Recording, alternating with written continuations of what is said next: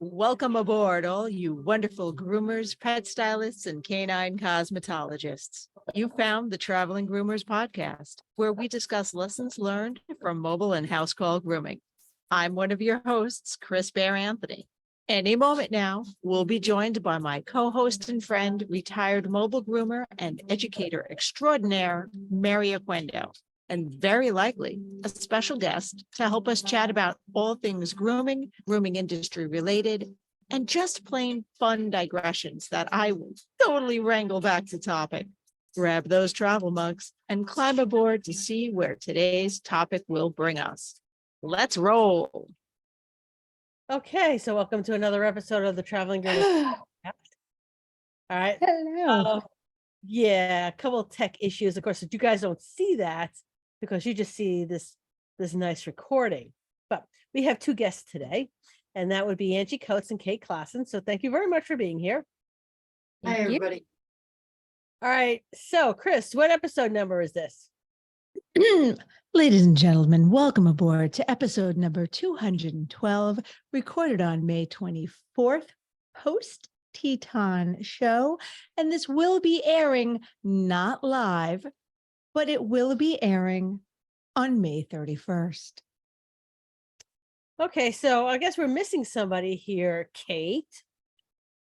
Oh, Oh, oh, hang on. Hang on, come here. Are we missing one or two? there he is. There's the tiny man. It's Tiny Tim. Yeah, Pooh Bear here is a little chilly out here. So he's underneath the blanket. He may or may not make an appearance. So, Mary, I was late today, Yes, you were. and I promised to tell y'all why and that it related. And I have to give you credit because as I was driving home, all I could think was, my phone's probably attempting to explode because Mary's like, where the hell are you? We have guests. Why aren't you 10 minutes early as you are supposed to be? And not getting any answer and potentially worrying. But once I jumped on, she was just like, Chris is late. She couldn't give a part, wasn't worried at goddamn all, even though I was lost in Newark with a dead cell phone. But I wasn't that lost. I see Angie's face. What had happened was, and by the way, I do live Newark adjacent. So it's not like I was far from home or super, super concerned.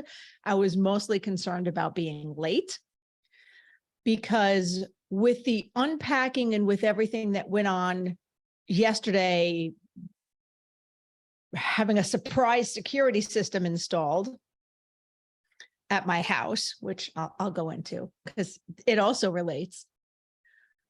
I didn't have my charging cord with me in the car, and I didn't have my backup one because I was in a loaner car, and I have one that exists, but not real quick. For those who are listening and not watching, you cannot see Angie's and Kate's face right now. Yeah.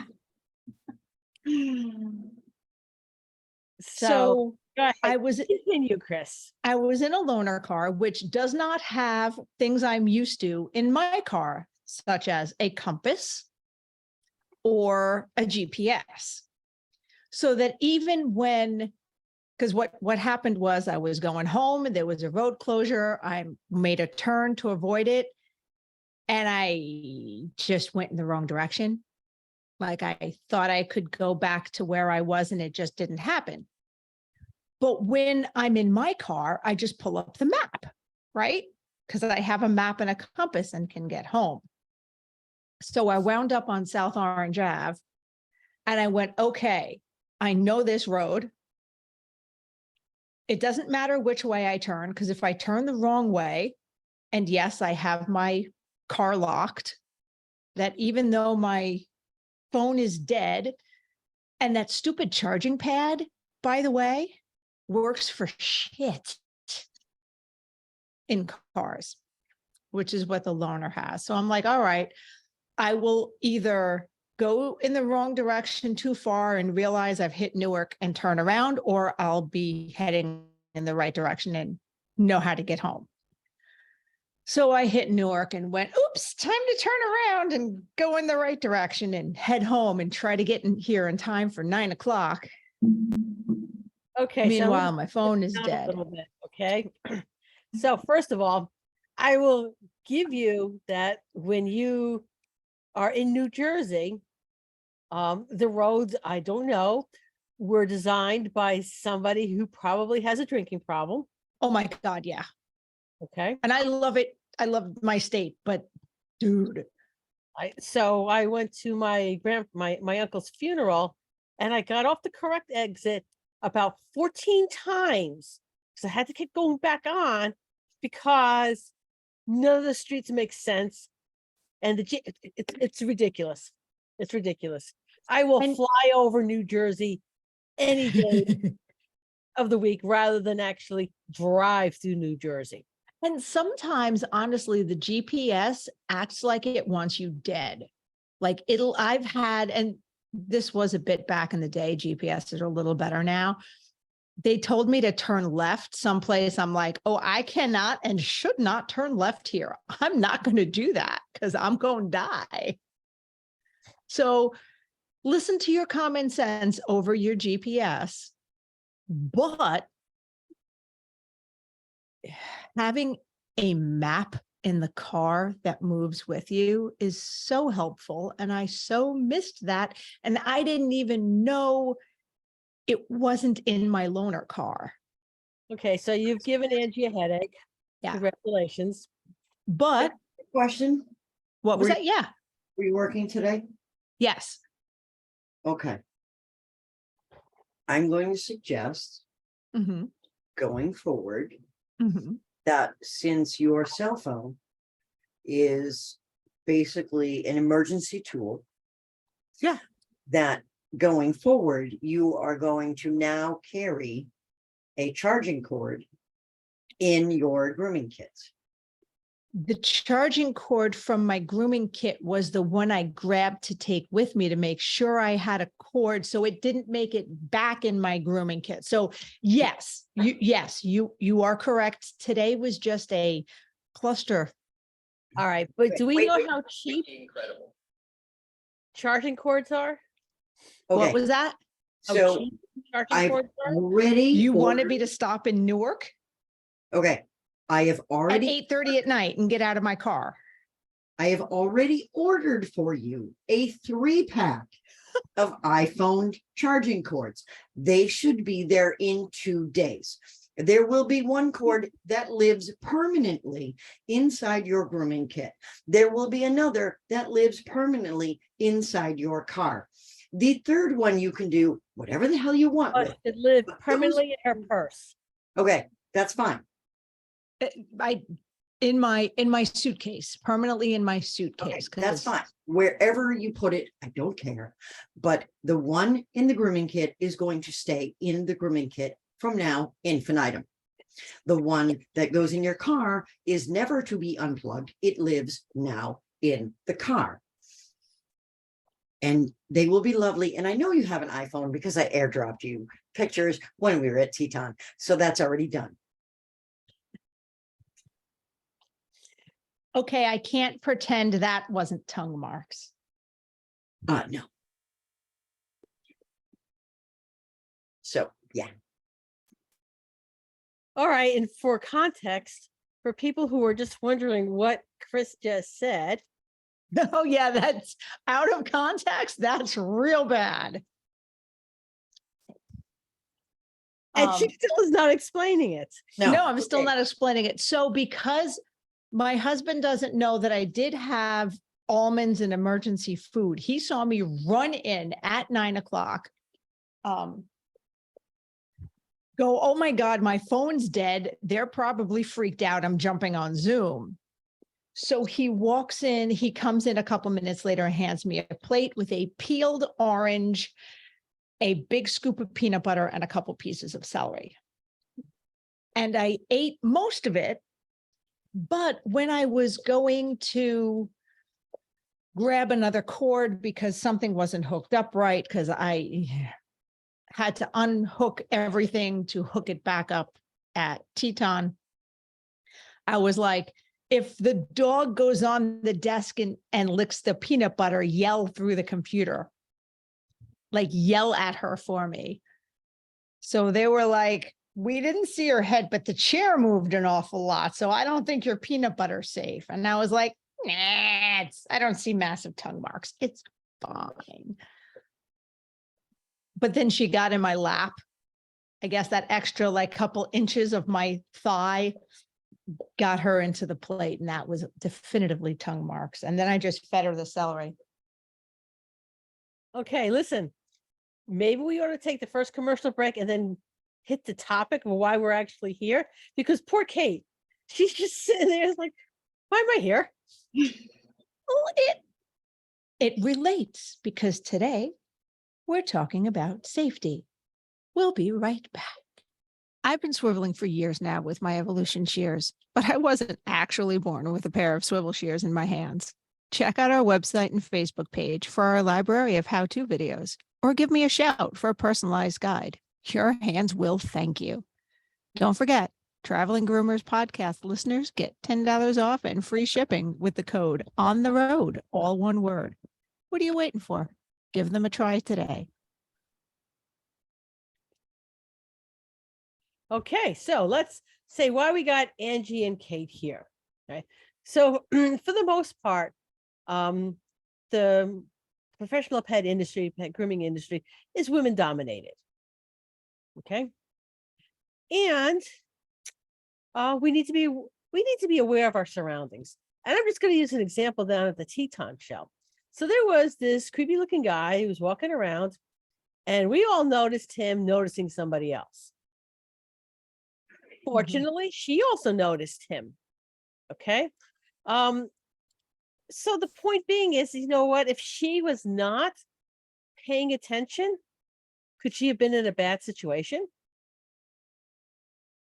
Yeah, that was a little scary. That was a little too intense and a little too targeted for my comfort. And there was a very specific excuse being made for the person. And while that is as may be, that doesn't mean he wasn't dangerous to said groomer. Mm. All right. Agreed. So both Anjie and Kate are former police officers. Okay. So Kate, you were a police officer for how many years? I was patrol for 10, but I also did dispatch. So I was in law enforcement for 18. All right. Anjie, how long were you in law enforcement? 11 years. And we've had Anjie on before, so she can let us know just exactly how stupid we've personally been over the years. Which you have. Mary, that was kind of you. That was kind. Because you said we. Yeah. But Oh, you know, no, I'm including myself. it's in that. usually me. No, because Mary was in on that Vegas trip that Okay, made that's true. eyes That's blue. true. So 50-50 on that one. Okay. Okay, fair. Kate, that was, I think, the year before you were in Vegas with us. Yes. So you probably don't know what we're talking about.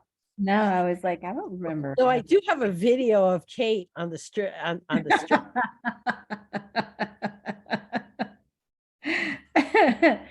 That's Yeah. all. I'm just like, What? I was there for that, and I am here for that. No, they left. Beth took off by herself. She was intoxicated, and she was running around Fremont Street, drunk. Oh, not Fremont. Oh yeah, by herself. So Oh. then these guys get off the zip line, and she's like, they get a text. I see you Uh-huh.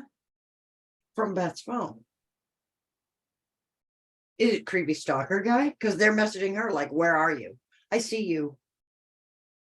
Well, she's alone on Fremont Street. she went to go get, what was it? A piercing or something? Getting a piercing done.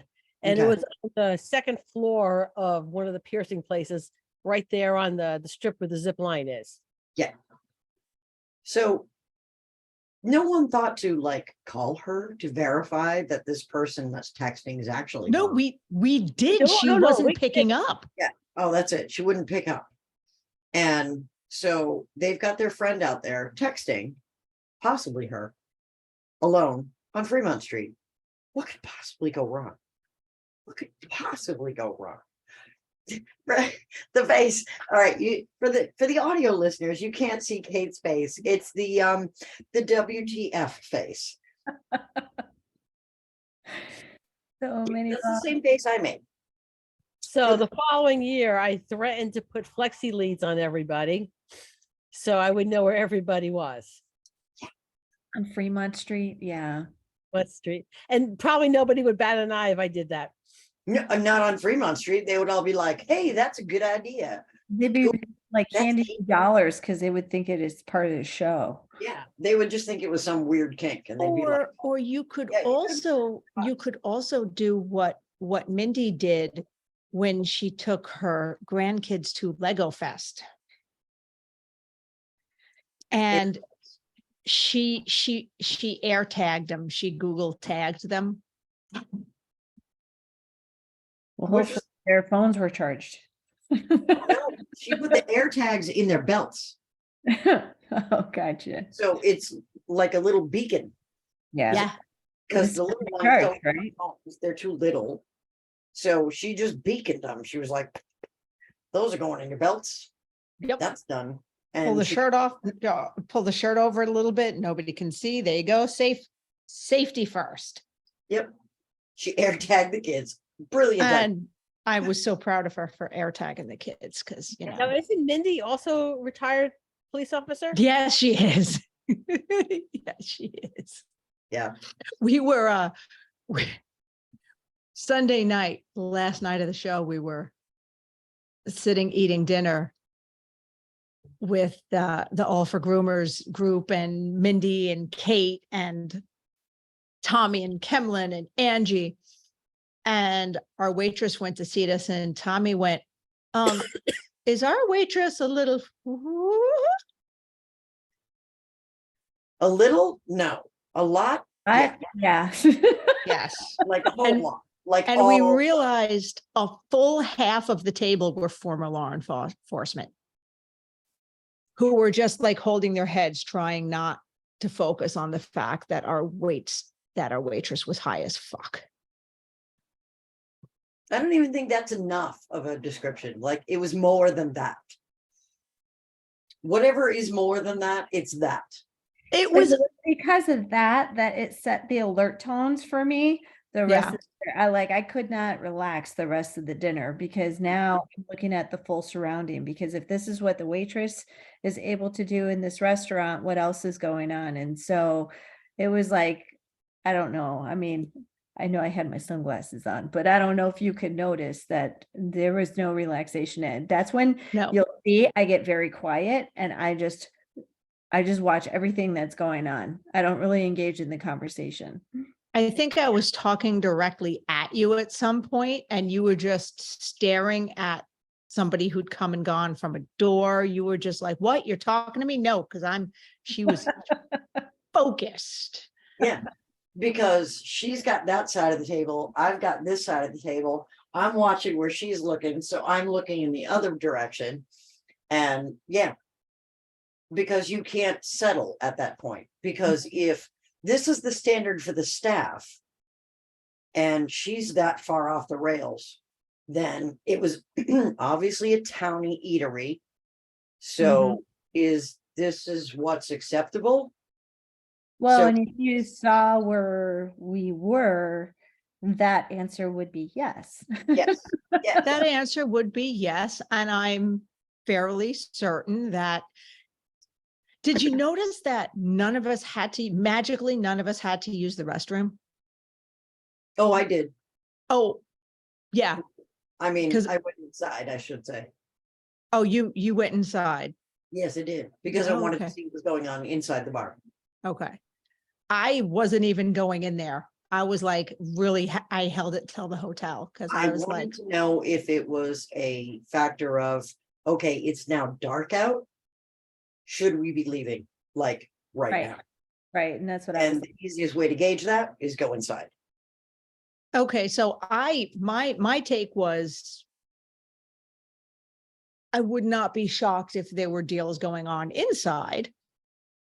Now, the inside, oddly enough, all the rest of the staff was not inebriated. Okay. The rest of the staff was like on point. And the bartenders in there, they were all sober. The hostess was completely sober. So it was apparently just an outlier for the outdoor waitress. Okay, so my question for you is, what would you be looking for inside? What was the reason for going in? What were you looking for? I was looking for the vibe of the bar. Our tension's high in there. Is everybody drunk in there? If this is a townie bar, we are not townies. We don't belong here. It's dark outside. Good old boys tend to get riled up after dark. I don't want to be around for it. Okay. So, All right. And if drug deals were going on, if that was a spot where that happened, was Time it to go. discreet? Or Yeah. was it? Yeah. whether it was discreet or not, if I picked up on it, time to go. Yeah. Because I don't want any part of that. It's just time to go. But All right, so everything, I mean, the interior was very nice and clean. It was the vibe was very different. It was much less, it was much more controlled. Much more on point. The staff inside was sober and on point. Now, before we, since we digress a lot, I want to go over why this story isn't really a digression and why it is important for us as mobile and house call groomers specifically, because that is what this show is geared for. Why it is important we know how to recognize such things. And I have some questions for you later on, but this is important because if I go into a house that normally is a certain way and things are off that day, I need to be able to recognize why and how. If it's a first stop, even if I'm a mobile groomer, that's not a house I'm stepping foot inside, and I still might have to reschedule. so Chris, I think you kind of said some key words, and these are the key words that you need to listen to. When you said if I'm a house call or if I'm a mobile, and there's something that just seems off that day, right? That right there should start alerting you. If there's anything that feels off, now all of a sudden, now we should take it from here to the next level and start looking around.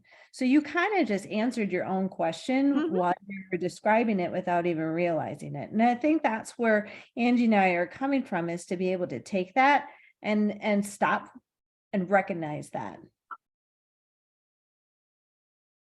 Yeah. all right. And you can pick up, okay, I've said this before in the past, but I will say it again for those who didn't hear it last time. Your subconscious picks up on things that your conscious mind does not, because your subconscious is basically like a supercomputer, okay? And it's going through all these scenarios at a pace faster than your conscious mind can comprehend. So that's what's called your gut. It's not actually your intestines or your stomach that is giving you this feeling. It's your subconscious mind, because you're picking up on micro expressions and body language and all of these things on a primitive level that is danger, danger, danger, danger, danger. And your conscious mind is telling you, gee, I don't really want a 1-star review, but this guy is standing here in his underwear and his junk is hanging out, and I don't really want a 1-star review, but how do I get out of this? Well, I guess I really can't. So I'm going to go in the house with him. This is an actual groomer did this. She Oh, in oh, sweet Jesus, really? his junk wasn't out when he opened the door. He was wearing boxer shorts. She walked in, went all the way to the back of the house to the bathroom. By the time they got there, his junk was hanging out. And she was like, I gotta go get my stuff. Jumped in her car and left. Thank God at that point, common sense had kicked in.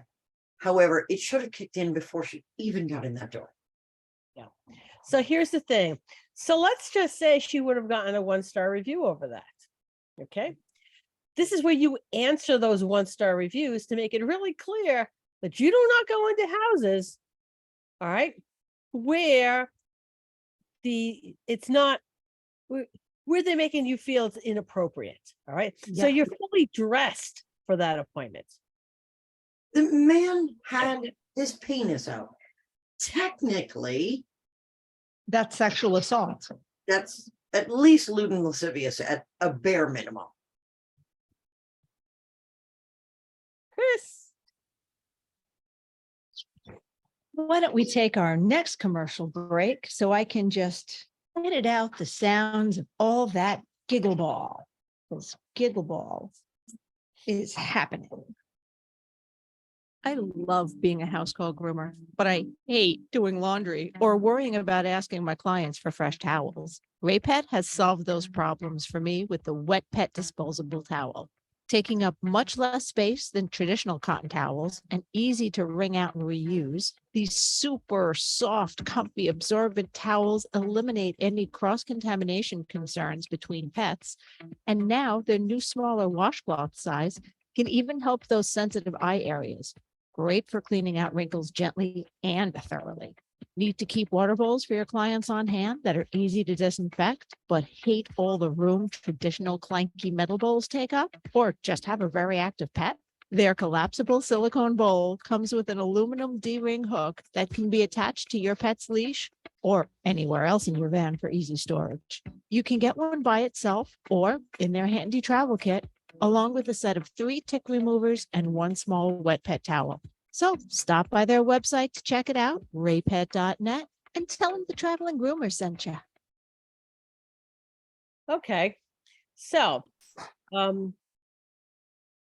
excuses, right? So my go-to excuse was that something was wrong with my van. And since I was in the neighborhood, I was stopping by but I will reschedule and then leave. All right. I will guarantee you when you ghost them, they know why. Nausea also works really well. If you can't think of anything else, well, diarrhea may not, because then they're going to offer you their bathroom, maybe, and then you're trapped in a bathroom. But I'm sorry, I just ate lunch and it must have turned. My stomach is off. I don't want to wind up throwing up all over your house. I'm going to call you, reschedule. See you, bye. Okay. I mean, yes, the car is probably a better excuse, but if you're panicking and can't think of something other than vomit, it's Okay. Or So- you could simply say, we will need to reschedule. I see you're not ready for your appointment. Oh, well, no, if they right. answer the door half naked, you don't need to give an excuse. If they answer the door in a state of undress, I Or see you're you not. really don't need to give an excuse. Yes. Like Yeah. for anything. You don't have to. If you feel uncomfortable for whatever reason with an appointment going in a house, and it's after you've knocked on the door, rang the bell, you can just say, we're going to have to reschedule. I'll call you and Mhm. leave. You do not owe anyone a reason. You Okay. don't. Your safety is paramount. Yes. You know what? And that is true. But for a lot of women, they need to give an excuse. They do. But no, They do. It's just the I get it, natural woman Angie. thing. What was I- that, Kate? I said it's a natural woman thing. Women just automatically feel that they have to explain themselves. We don't have to, right? We really don't have to. But women always feel that they do. They always go the nicer route. I mean, even And in more violent ways, they go through nicer routes. So I see what you're saying, Mary, because it's true. Women will Yeah. feel they have to give an excuse. And by the way, Kate, I My point apologize. I is, wasn't we need- laughing at what you. The time has Yeah. come for us to get past that. No, Yes. I agree That's with you, Angie. But the bottom line still is there are women who are going to need, and I'm not even going to say women, guys too, because you know what? It can be unsafe for men as well too. Right? Absolutely. Ever. You know what? If you have to make an excuse, just leave. Just don't put yourself in the house. Now, tell us how easy it is to Google sex offenders. It will literally take you less than a minute to pull up your state's sex offender registry, literally less than a minute. And it will give you every single sex offender. You can search by address, you can search by area. So, okay, so this is my service area. I am servicing the area of Cupcake, East Cupcake, and West Cupcake in Washington. So I go to state of Washington sex offender registry and I search Cupcake, East Cupcake, and West Cupcake. And it will literally list every single sex offender and their address for East Cupcake, West Cupcake, and Cupcake. And you can print it out. You just copy, paste, print out, check it like once a month, it's updated. And that way, you know, when Bob Smith of 123 West Frosting Street calls you and he's a level 3 sex offender in East Cupcake, you can be like, no, you don't even have to return that call. Just delete. No. I and many of our listeners now want to live in Cupcake. East, West, or Cupcake. It's in Washington, so I am okay with that. I like Washington. I want to live in a cupcake. So, yeah, I mean, it's so easy. and I would want to also live on Frosting Street. So it's a good thing we Googled first. So I didn't move in next to the sex offender because I would be like, there's a house in Cupcake on Frosting Street. This was meant to be. And No. For those of you watching on YouTube later, Kate, I wasn't like giggling at you. You were saying some very serious stuff, but my girl just did the post Zoomy settled and then like the post Zoomy huff sigh down. And I'm like, it was bad timing. I apologize. No, it's fine. So let me just say something that I understand. Sex offenders have served their time and they have done their whatever it is that they needed to do. However, that does not mean that I, as an individual, must service them in their home through mobile or house call grooming. And it also does not mean they are rehabilitated because many sex offenders, it's closer to a mental illness.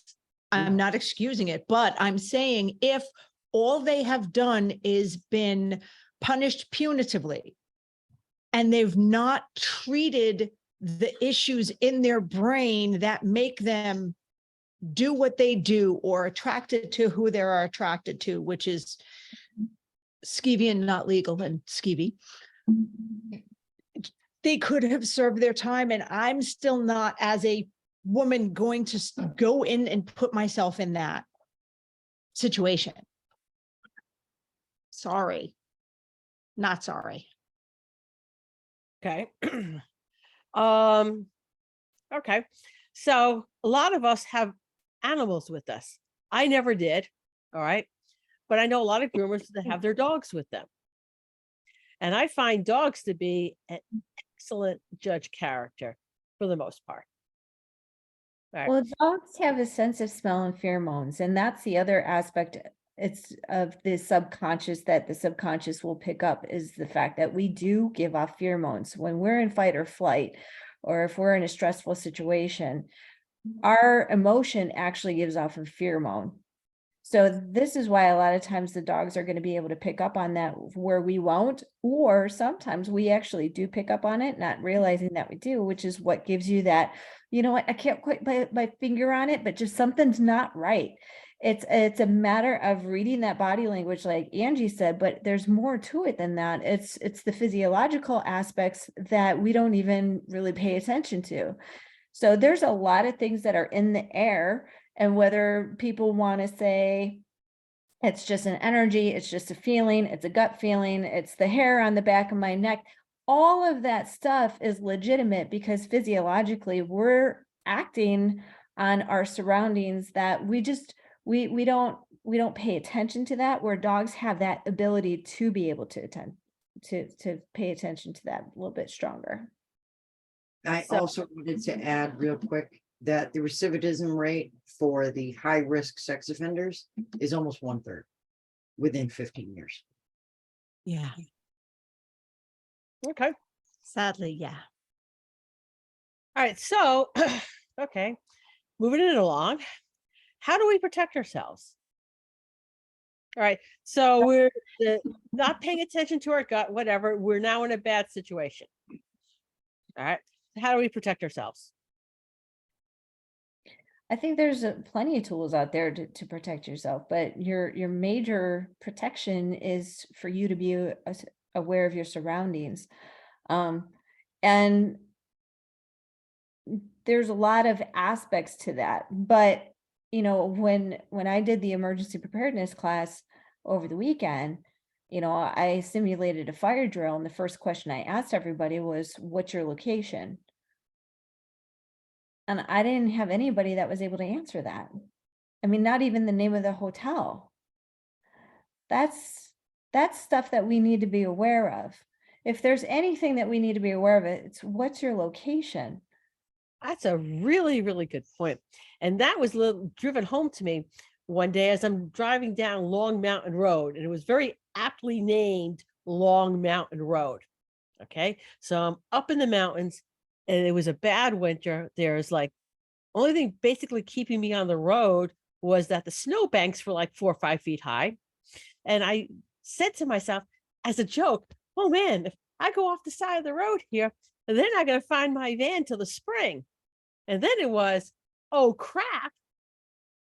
If I drive off the road and land in here, no one's going to see my van to springtime. And my husband does not know where I am. Yeah, and I think we're in a day and age right now that everybody's so reliant on technology that it makes it easier to not pay attention to what's going on. But what happens if you're Chris and your phone is dead?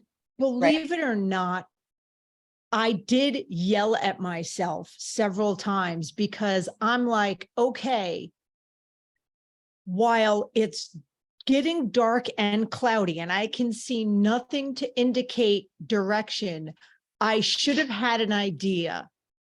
But Chris, I'm not saying this to pick on you. Yeah, And no, because I did. No, that's I had Amy's job over the next couple Yeah. of months. I had all my No. defenses ready, but I'm like, I do know this area. I should have realized, I should have stopped and gone, okay, I was heading. But I Yeah. mean, the thing is, like, and that's why I said it. It's not to pick on you, because I don't want to pick on you, but sometimes that happens, right? Sometimes your phone starts to get a little bit older and it doesn't hold the charge as well, or you're using your GPS on the phone and it drains the battery. We get into these situations, but that doesn't mean that we shouldn't pay attention to where we're at. And I grew up in a day and age that we didn't have cell phones. I know that I just aged myself, but you know, now even when I do my road trips and I travel, it's like I know what main road I'm on, and I will always look at the mile markers. So if something were to happen to me, I can say I'm on 10 West at mile marker 17, just to give Yeah. them something. And that's because we're out in the middle of nowhere and I want somebody to be able to find me, versus in a more populated area. Here we are at a hotel that they specifically went to needed to know where they were at and still didn't know the name of the hotel, the cross streets that they were on, or the address that they were at. And that's a very populated area. And I think we're just so dependent on technology to take care of us that we're forgetting how to take care of ourselves. And that first and foremost thing to take care of yourself is to pay attention to your surroundings. And Mhm. I say that on many different levels because I've had conversations with family as we were walking, not necessarily downtown city, but in the downtownish area. And we're walking the sidewalk, and it's my own aunt that's sitting there with her face in the phone as she's walking. In the meantime, I'm walking and I see these guys walking towards us. And it's one thing, I didn't even explain anything to her. I just turned to her and I said, get your head out of your phone, look up. And I wouldn't tell her why, but these guys were sitting there and they're watching us walk past them. We're at that point right now that this is an everyday thing. This is something that I see all the time that people aren't even thinking about. And it's making it easier and easier for these predators to jump on that. So if there's anything that I can stress for home groomers, mobile groomers, salon groomers, anybody, just pick your head up and pay attention to what your surroundings are. And by the way, yes, we have to take another commercial break, but right before I hit that button, I want to say, because I now have these two ladies and mostly the thought of Angie yelling at me in my head, during my 6-hour layover at the Detroit airport, which was a lovelier terminal than I thought it was going to be, than I really expected it. It was nice. Did you expect Detroit terminal to be like bombed out or something? I expected it to be closer to Newark. I mean, It's even though Newark has a brand new one, but when I was, and I had one headphone in so I could listen to the conversation I was having, but when I needed to text, such as, oh my God, Angie just texted me something that I need to text immediately, I either got on the moving sidewalk because I'm like, oh, I have no place to pull over right now. And I just stood in the standing lane, or I put my back to something and texted for a moment. Like, stopped, put your back to a wall, look around, text, look around, go. But Let me ask, and I'm just going to pose this question. And again, it's just posing the question. We're in a day and age right now that when we hear the phone, we don't think that we can take 30 seconds to turn around and answer versus 2 minutes or 5 minutes.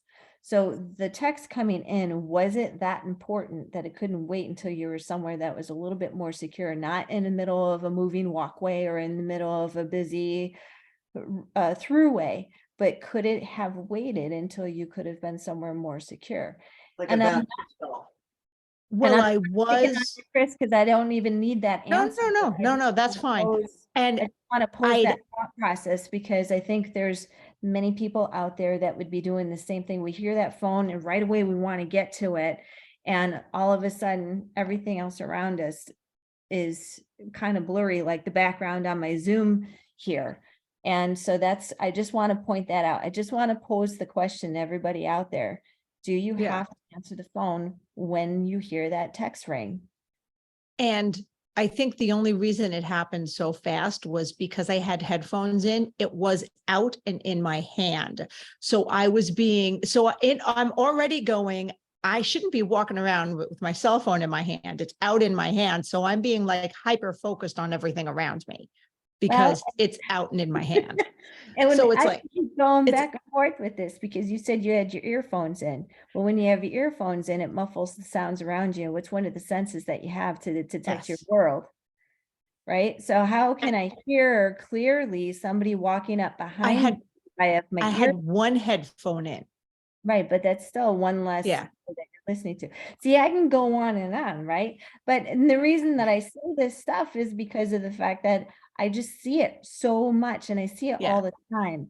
And I just don't want, groomers out there. I just don't want to see you guys getting hurt when it could be a matter of just simply paying attention.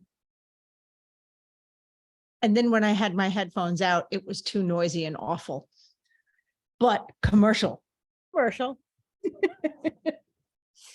Everything else in the world seems to have changed. Positive Ed has too, but for the better. Online learning is here to stay, and Positive Educational Training has brought the trade show to you with Summit memberships. For one monthly price of $97, you get 6 to 10 hours of content streamed live to your sofa, or let's be honest, grooming table. Forgot to attend live? No problem. You have 6 weeks to watch at your convenience. That's 3 weeks more than non-members, and for up to $50 less than non-members paid. With a monthly support call and summits tailored to the pet industry and designed to include all learning styles, what are you waiting for? Check out positiveed.com today and get the support you need to take action for your business. I'm sure we need a t-shirt that says something along the lines about, did Chris do this or something like that? We have to come up with something. It's a magical FU rainbow that she just created. Well, if there can be this rainbow on it, Yes. we'll think about it. But there's got to be a rainbow with this at the ends. Okay. Moving it along. Moving right along. So Angie and Kate, I've heard you guys mention Cooper's colors. Is that something we should be aware of? I don't know that you need to be aware of the color. Like the color is more for law enforcement or military to understand, because there's codes of conduct and codes of engagement that you have to understand. And that follows kind of along with Cooper's colors. So that's more for that. I don't know that people every day. Apply it to the average person. Well, okay, so Okay, I'll use a specific example, and then you do, I guess, the colors to illustrate it. Can you do that? Yeah. All right. So I'm going to the supermarket. All right. And I'm getting out of my car and I'm walking over to the store. Okay. And by the way, Chris, thanks to Angie, I no longer wear a pocketbook. And my phone's in my back pocket. Yeah, I don't wear a pocketbook 90% of the time. All right. But anyway, either. right. So a person is getting out of their car and they're walking to the supermarket. okay, Yeah. Everybody's different. So if you're tuned out, where you're, doing this and you're making your grocery list and you're looking for coupons as you're walking in, that would be white or tuned out. That's how you get run over by a car, because my neck hurts, I'm not going to look when I back up. You know how many accidents I have seen in a supermarket parking lot because somebody was like, I pinched a nerve and I couldn't look behind me and I was looking in the thing. Yeah, but you got a blind spot that's like 3 feet wide on both sides. So you have two tuned out people, and one of them got run over by a car. And it wasn't even malicious. It was just stupidity compounded with stupidity. Okay. All right. So that would be like the worst place to be in, like basically not paying attention to what's going around. Here's the thing, is that they've done studies to prove that if you're tuned out, you can't actually get to where you need to be to react and to do anything. You freeze because it's too far of a leap for your brain. So when you're white, tuned out, it's basically like you're asleep and relaxed at home on your couch, and the boogeyman pops through your window and goes booga booga booga booga booga.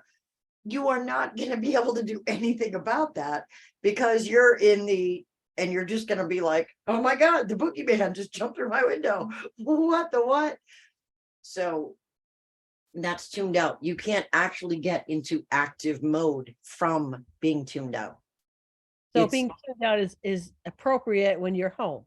Yes. When you're home or in an area of safety. So if you are in your car and the doors are locked. and you are inside of it and you have control over your vehicle, yes, you can be tuned out. However, I don't recommend being in a rest area in your car on the side of the road and being asleep, because white is tuned out. That's the level that you're basically comatose. So don't do that. Okay. So next level up. Person getting out of their car, going to the supermarket. Okay, so that's yellow. That's where you pretty much want to live. You're not paranoid, but you're alert. Your phone is in your pocket or you're in your jacket, in your pants, wherever, in your car, wherever. And you're watching, oh, hey, that guy's going to run me over if he's just backing up willy-nilly. And then you're looking over here, you see the mother with the toddlers as she's trying to wrestle them to get them in the car. And this one's like, whoa, and they're flailing about. So you see that, you see the guy over there that's just kind of standing there. You initiate eye contact with him. I see you. I recognize the fact you're there.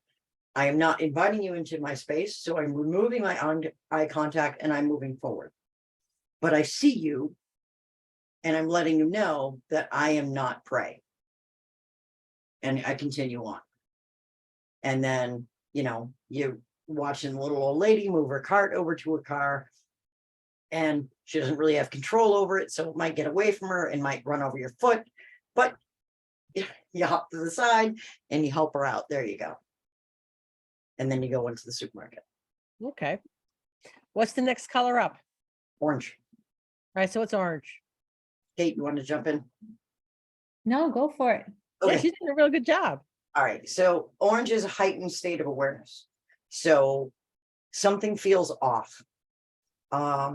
You're walking in and the guy is looking at you and it's making you feel uncomfortable. You don't know why. So you're more focused. Now, this is not a state you want to live in. You cannot live in this state for very long. This is very taxing on your brain. This is very taxing on your heart. This is why law enforcement dies young. This is why guys have heart attacks in their 30s and in their 40s, because much of their life is spent in orange. Because when you go to a call, every time you go to a call, you start out in yellow and things go, and now you're in orange. And that's why law enforcement has problems with PTSD and heart issues and blood pressure issues and all kinds of other issues. Because you're in this all the time and it's too much. It's too much for your brain, it's too much for your heart, it's too much for your circulatory system and your nervous system and all the things. So this is not an all the time kind of thing. You see the guy, you notice he's acting weird. It's making you uncomfortable. So now you're putting some distance, because if you were to continue on your same path, that's not where you want to be because you're too close to him. So you're going to slide over here 20 feet to the left and you're going to continue on that path. You may even go all the way around to pick up the sidewalk. So he would have to, in order to cross section with you, he would have to go all the way around as well. But you want light, you want people, you want busy. That's where you want to be in, because something he is doing, whatever it is sending your brain going, danger, danger, danger, danger, danger, danger, danger. Don't ignore that ever. If something is telling you danger, pay attention, because there's a reason. You may not, and don't think, oh, I'm just being silly. No, there is a primal brain in there that is picking up on all the danger signals back from when we were running around in like rags, that we took off the animals and, ooga booga. That's called survival mechanisms. So that's where all of that comes from. So that's orange. Okay. And those are really basically only 3 colors that we would really need to know, correct? No. I was going to say, is red kind of like active? Somebody's coming at you. Yes. Yeah. Okay. That's Then holy let's crap. go, Ed. Keep The going. poo has hit the oscillator. And it's spraying everywhere. Like with the high velocity dryer, and there's diarrhea just going. This is bad. Things are bad. Whatever it is, it's not good. And at this point, should you hit red, you should know your location. Where are you? Do you know what town you're in? Do you know what city you're in? Do you know what hotel you're at? Do you know the address of the hotel? What happened? The 15-year-old girl that was kidnapped as she walked to her car by the man who had been stalking her for 3 days was thrown into her car and driven away within under 17 seconds. 17 seconds. He grabbed the keys from her hand. He threw her into the car and she was gone, and she was dead because now she's in an area of his control. She was never heard from again. 15-year-old girl, beautiful girl. And she lost her life because she wasn't paying attention. And one of the reasons that I like doing group exercises or scenario-based training in my classes is because it's not that I want to be a jerk and be like, this is an emergency, what are you going to do, right? It's because I want you to experience how you're going to react in that situation. Because the more that you know yourself, the more that you're going to be able to prepare yourself. So are you a runner? Because we either go into fight or flight, right? So are you a runner? Do you freeze? Are you going to go into fight mode? Are you going to be aware of what's going on? And all of this stuff can be simulated when we even do just a simulation. It doesn't have to actually happen in real life. But one of the reasons that I do that in my classes is because I want you to learn who you are, and I want you to learn and feel how you're going to react to that. And once you go through that scenario, now you've created a little bit of muscle memory on top of that. So if now you go out into the real world, and if something along these lines happens, your brain's going to go, oh, I remember this from class. And you're going to go into a different mode than if you've never, ever had to deal with this before. So that's one of the reasons that I am a firm believer when I teach my classes to do some sort of hands-on type scenario. Try to act out as a scenario player, or I'm doing something where I'm like the other day, I threw in a fire alarm. What are you going to do? What are you going to do? Because I want you to feel how you're going to be, because most people, and knock on wood, I don't want you to be in an emergency. I really don't. But most people don't have emergency experiences, or if they do, it might be like Anjie was saying, in a yellow or maybe an orange mode, but they never really hit that red mark. So we don't know how we're going to react.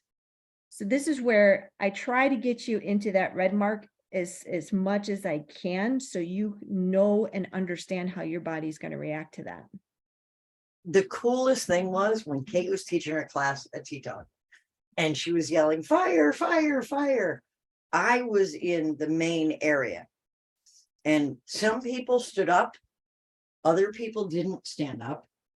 There was one girl that had whipped her phone out, and she was like on it. And I'm like, wait, don't call 911.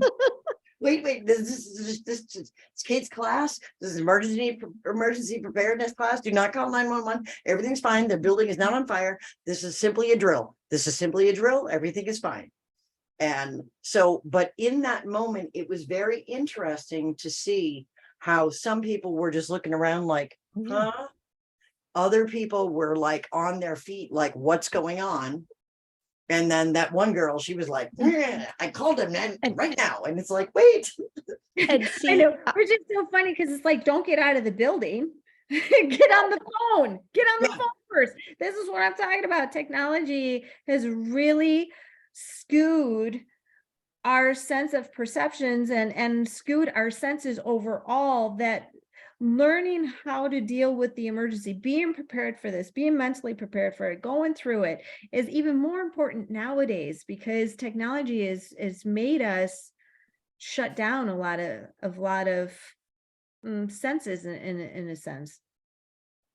and we need to take our next commercial break, but then I have stories because, okay, I'll tell one really, really, really fast for the break. No, 'Cause let's I'll- go to our commercial break and come Okay, back. commercial break, and then I'll tell the quick one.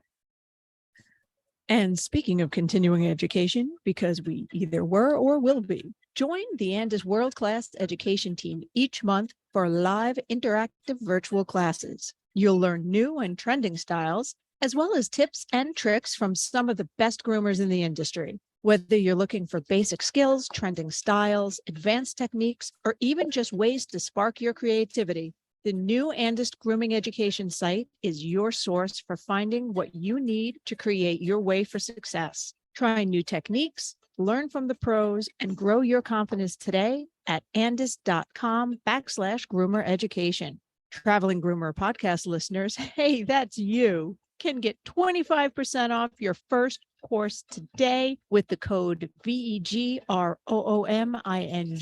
at checkout on andis.com/groomer education. Okay. And Chris, before you start on your stories, Yes.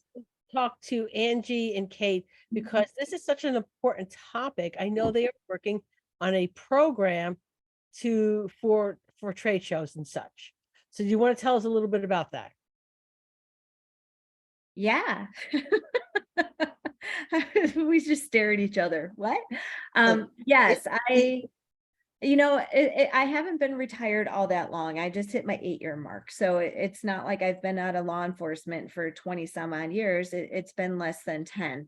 And so when I go out and I work in the industry, I see a lot of things, and I feel that this is not really being targeted as far as, I go out there, it's like I could teach a class and you might get a few students, when really ultimately this is the class that should be absolutely full, because this is about protecting yourself. This is about your safety. And it's unfortunate that I see out there, like, people don't really pay attention to it. And one of the things that I've noticed is over the years, because I taught self-defense topics at my department and other departments, and talking to people over the years, one of the things when you bring emergencies up, people are like, I don't even want to talk about it. I don't want to think about it.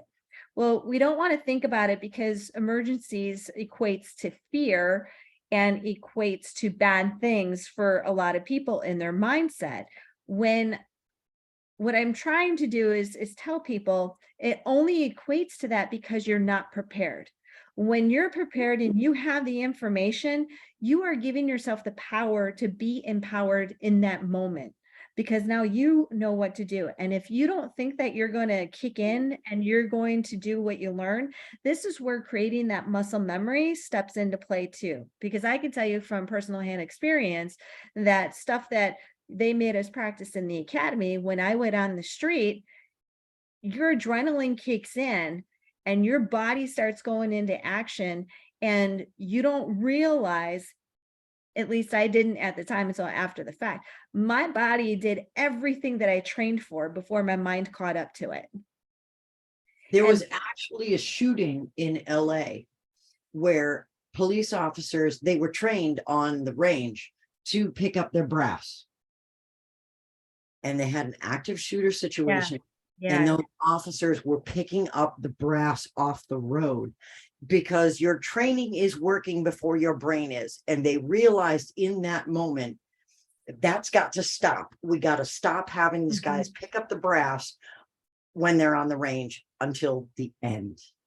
Yeah. Yeah. And this is where, I go out there and I see these things, and like, what we were going back and forth with before. Your head's in your phone. You've got these earpieces now. I see earbuds in all the time. You're clogging your sense of hearing. We are getting so used to technology and depending on technology, and I work with a nonprofit now where I still go in and work with first responders. So I'm able to see what dispatch has available to them. And people think that the dispatch in the communication center is just like your eardrops, right? That you're going to be able to know exactly where you're at. And their technology isn't there yet. Not only is it not there, but the other aspect that people don't realize is they need a budget in order to be able to pay for that system. So if we're cutting budgets, chances are highly likely 911 is not going to be upgraded. And so knowing your location is really important. Knowing what's going on is really important. And so when I'm out there and I'm seeing that, the world is changing compared to when I was in my young 20s and even 30s. The world has changed a lot.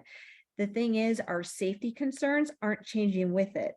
And this is where I feel that we need to stop tapping on that, because I don't want to see people getting hurt when it doesn't have to be that way.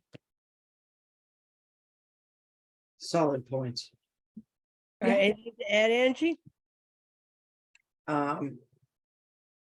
Just that I'm hoping when Kate and I bring this course about, I would like to see every single groomer take it, because trade show after trade show after trade show, it literally breaks my heart to see these groomers walking around in this bubble that they believe exists, and it doesn't.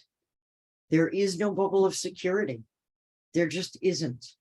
And they're not aware of anything going on.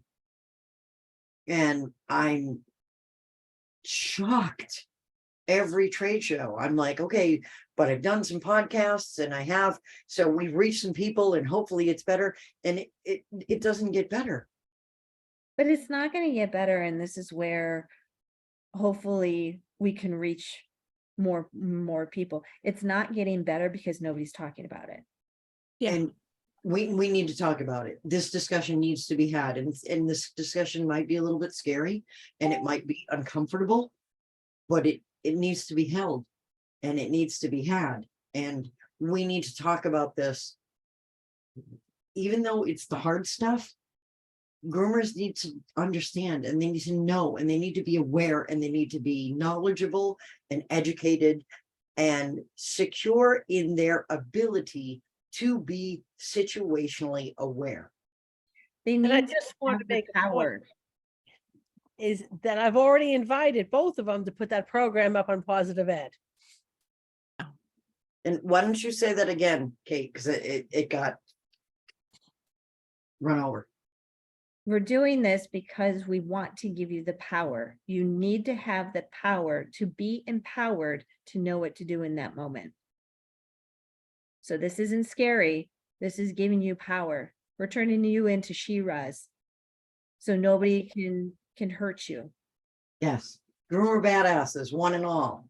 We want you to have the ability to be prepared should something occur. And God bless. I hope nothing ever does. I hope you never need it. I hope you're a 105-year-old lady going, my life was really boring, but I was prepared. And I would be like, you're awesome. Go you. Okay, so then your logo needs to be She-Ra. That might be copyrighted. Yeah, it definitely is. Okay, but maybe something similar. It needs to be She-Ra-esque, but with groomer looking like shears or something. We'll have to brainstorm. Yeah, we'll work on it. I have the power. Oh, that's probably trademark too. Oh, it definitely is. I've already looked it up. Dang it. Who would have known 30 years later it would have been I would have been copying He-Man. Oh. there's got to be a variation. There's got to be a variation of, Sure, we can come up with something. I'm sure we'll come up with something. we'll figure it out. We'll brainstorm later. But I am going to take our last commercial break. And then I'm going to ask you if I've ever told you the story of when I had to pull a sword in self-defense. I love that story though.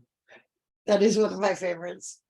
That one and the Pomeranian who the woman was quite sure it was male, but in fact it was female. Oh, yeah, that one was good. That one was, I don't know what the hell is wrong with people.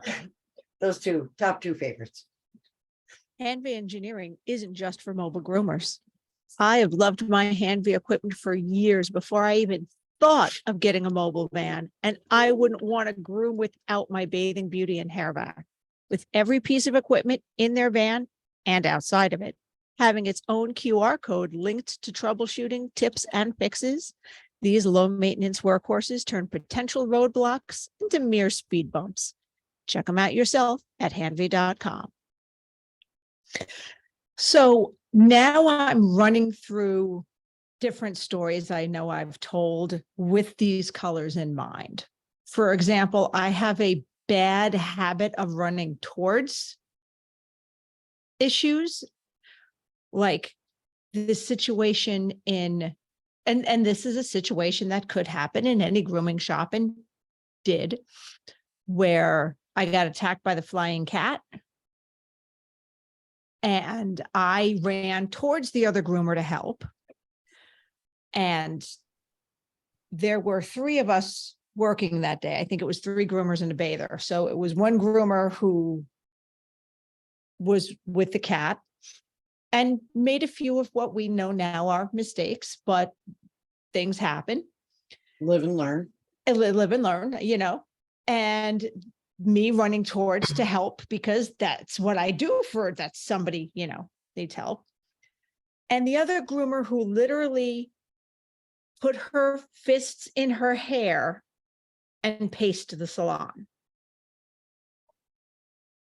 Like she had short-ish curly hair and she literally got 2 fistfuls of hair and paced. And that was her reaction. So when you started talking about you never know how people are going to react, or you never know how you're going to react, it's important to know. And okay, the story of when I pulled a sword, I was at least, I'm a little that I was at least in yellow, like I was aware. So for those of you who may not have heard it, this happened on my wedding night. I know Kate, I'm pretty sure Kate hasn't heard this. So my husband and I got married at medieval times.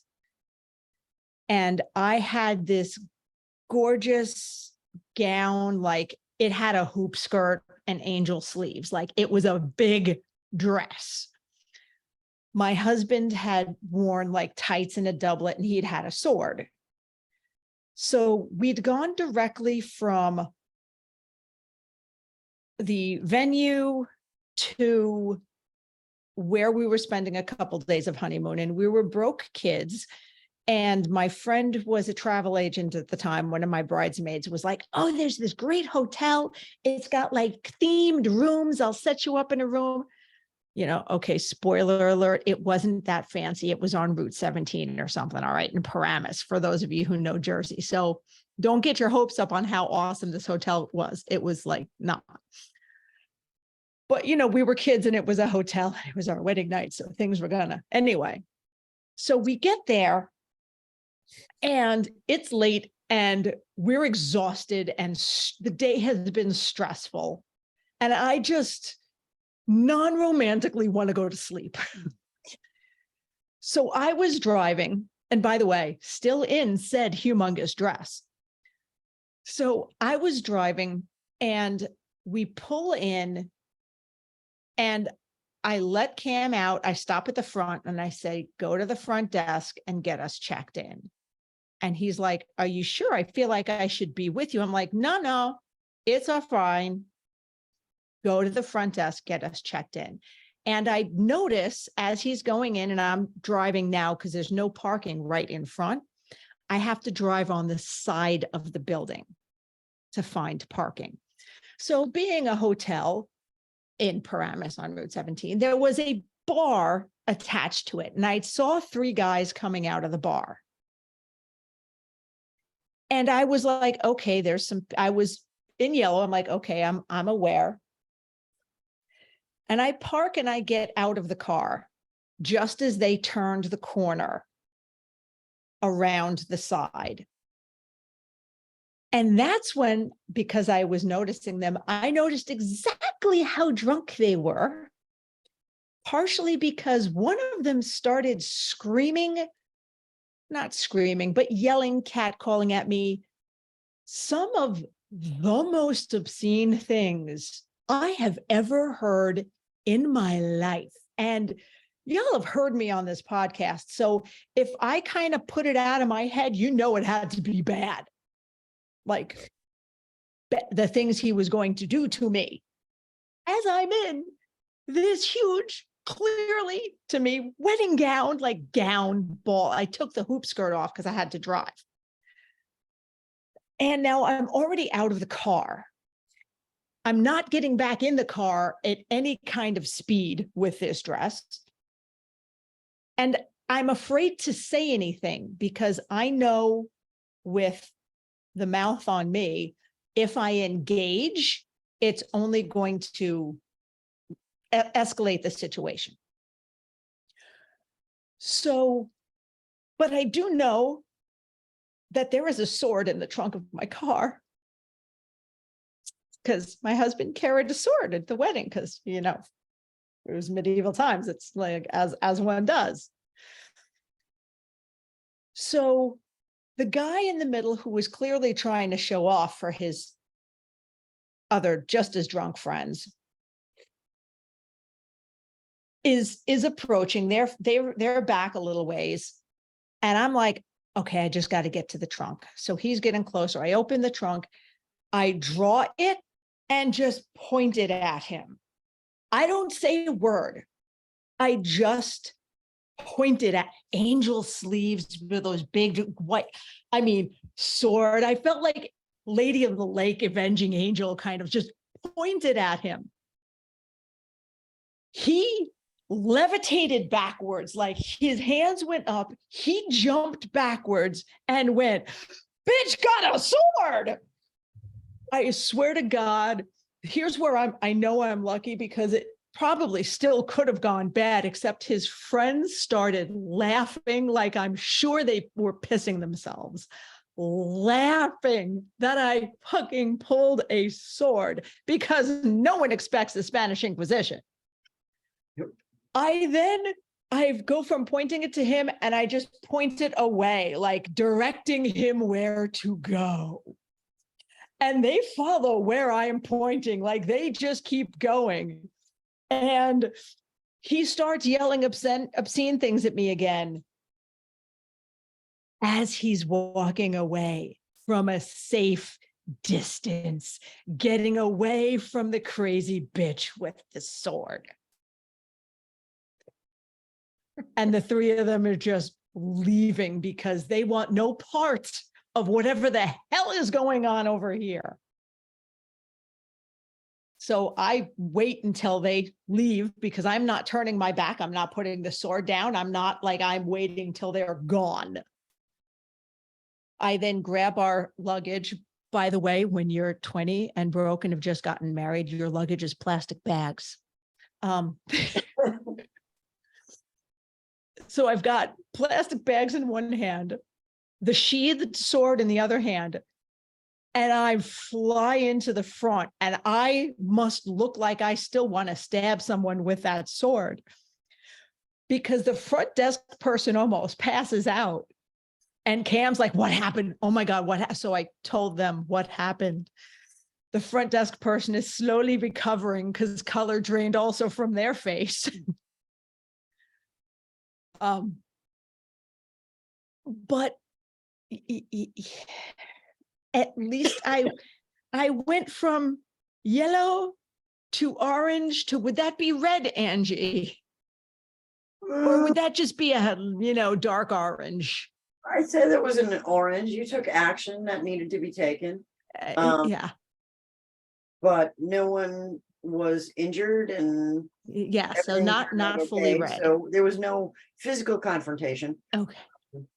And by the way, Without much kerfluffle. I Say yellow, maybe bordering in orange. yeah.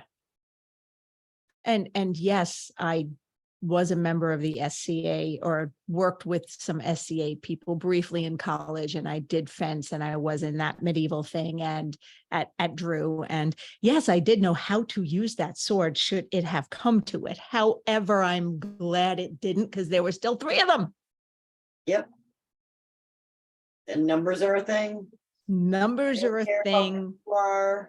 I don't care if there are numbers of people.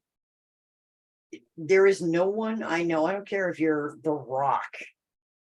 If 4 people come at you and grapple you to the ground, they're going to grapple you to the ground. 4 people are going to do that. I don't care how big you are, how strong you are. If they reach you, you're going down. Because, yeah, human. The other aspect of things that I think we need to keep in mind is the United States right now, in Canada, we're in an opioid epidemic. And whether that be illegal drugs or whether that be prescription drugs, we're in an opioid epidemic. So when these situations happen, the other thing that we have to pay attention to, or at least keep in mind, is this person not in the right state of mind?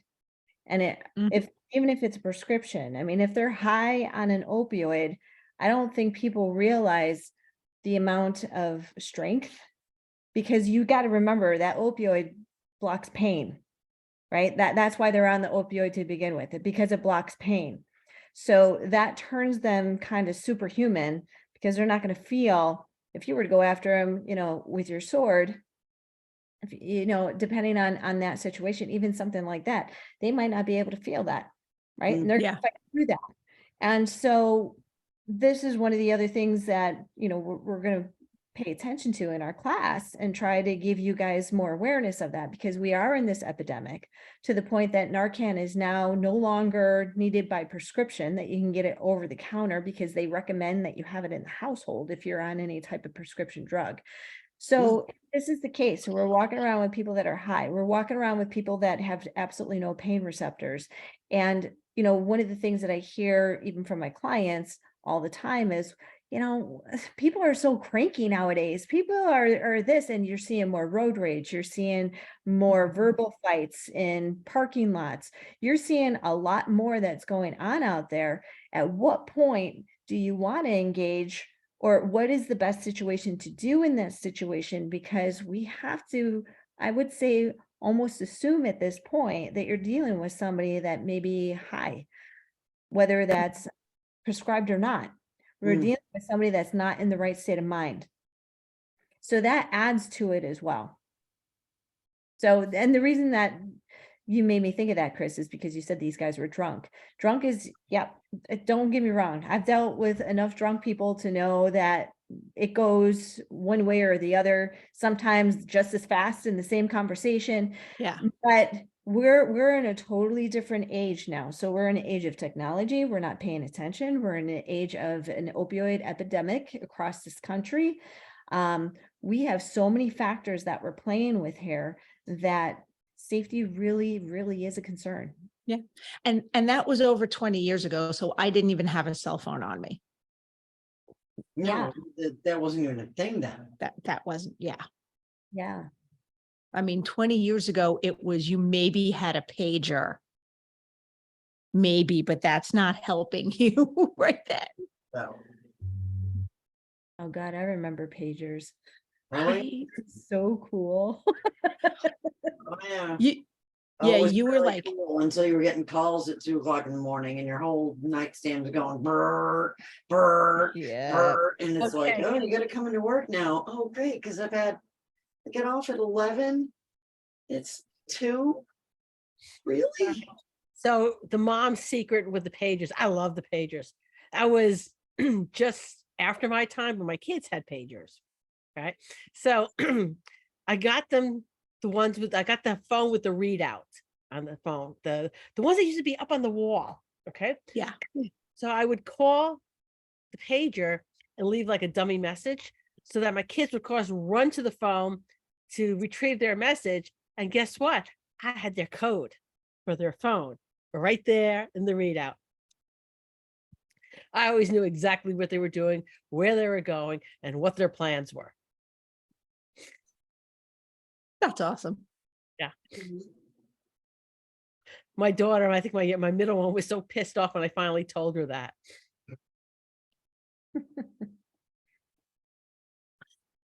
Keep them safe. Anyway, Is that the one that went to Yale? what? Is that the one that went to Yale, the middle one? No, is that the oldest or the youngest? Middle one.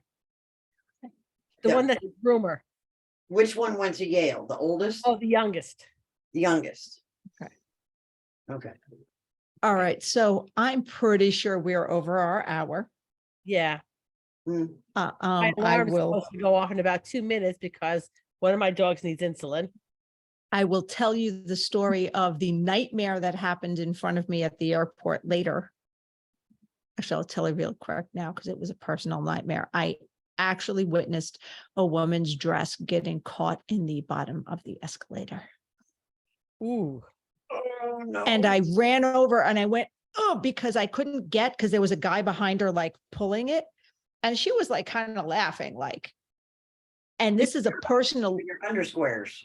nightmare of mine. And I'm like, she's about to be naked. The guy is holding it and he just goes, stop the escalator. I'm like, oh shit, there's a button there. And I stopped it so that he could pull it out. And somebody else was like, oh, good thing. So somebody knew how to stop it. And I'm like, I can't take that much credit for it. The guy had to remind me because this was a literal, like it goes through my head every time I get on an escalator, something getting caught since I was a kid. I've never seen it before until earlier this week.